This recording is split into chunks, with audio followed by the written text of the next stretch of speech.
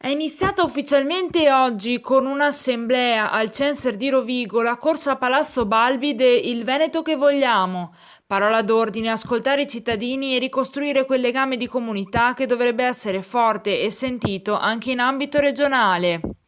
A dare il via all'intensa giornata i portavoce Elena Ostanel e Giorgio De Zen. Il Veneto che vogliamo è nato come un percorso di ascolto in tutto il territorio partendo dai temi e non dai nomi o dalle identità, hanno ribadito. Negli ultimi mesi abbiamo fatto moltissimi incontri e 7 assemblee in tutta la regione, una per provincia. Abbiamo incontrato una quantità grande e inaspettata di veneti attivi e radicati nel territorio, convinti che il futuro non sia scritto e che serva mettersi in gioco tutti assieme per disegnarlo. Poi la presentazione del manifesto e della campagna di crowdfunding per sostenere la campagna. A seguire l'intervento dei sindaci polesani che sostengono il Veneto che vogliamo. Sono felicissimo di potervi dare il benvenuto nella mia città, ha detto Edoardo Gaffeo, primo cittadino di Rovigo. Partendo dall'innovazione culturale e scientifica possiamo costruire un diverso modello economico. Non dobbiamo fare una campagna elettorale contro qualcuno o contro qualcosa, ma a favore di un modello diverso. Serve un modello nuovo di territorio e comunità. Ne sono convinto, si può fare, possiamo fare una campagna parlando alla testa delle persone e non alla pancia.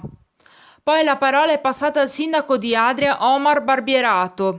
La scelta del nome, il Veneto che vogliamo, ci impone di realizzare le proposte e i progetti che ci stanno a cuore e che sono nel programma. Ciascuno di noi da oggi si deve sentire impegnato a dare gambe a questo progetto, un progetto che non si fermerà con le elezioni. Non abbiamo bisogno solo di uomini, ma abbiamo bisogno di uomini come Arturo che sappiano fare squadra, che sappiano costruire una squadra. Ambiente e sanità devono essere legati a un modello diverso di economia, l'economia circolare e anche la legalità è un tema fondamentale. Dobbiamo tornare a parlare con tutti quanti, strada per strada, casa per casa, per parlare con la gente, raccontare il Veneto che vogliamo e raccontare i nostri valori, ha rimarcato Damiano Fusaro, sindaco di Granze. Serve una visione del territorio e una relazione con il territorio che può portare a un modo di vivere il territorio davvero diverso, ha aggiunto Aldo D'Achille, sindaco di San Bellino. Tutti corriamo alla stessa meta e per questo dobbiamo essere tutti coinvolti nello stesso obiettivo. Abbiamo bisogno di scrivere con nuovi colori il Polesine e il Veneto. L'obiettivo deve essere far sentire che comunità può essere anche la regione, non solo il comune, ha detto il candidato Arturo Lorenzoni.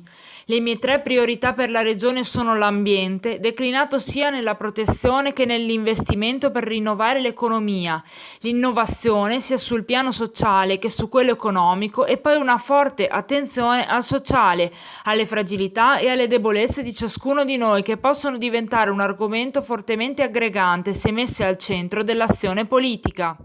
Per il Polesine è fondamentale ridare centralità ai territori che troppo spesso sono dimenticati perché periferici, sviluppare un'agricoltura di qualità e un turismo lento e sostenibile.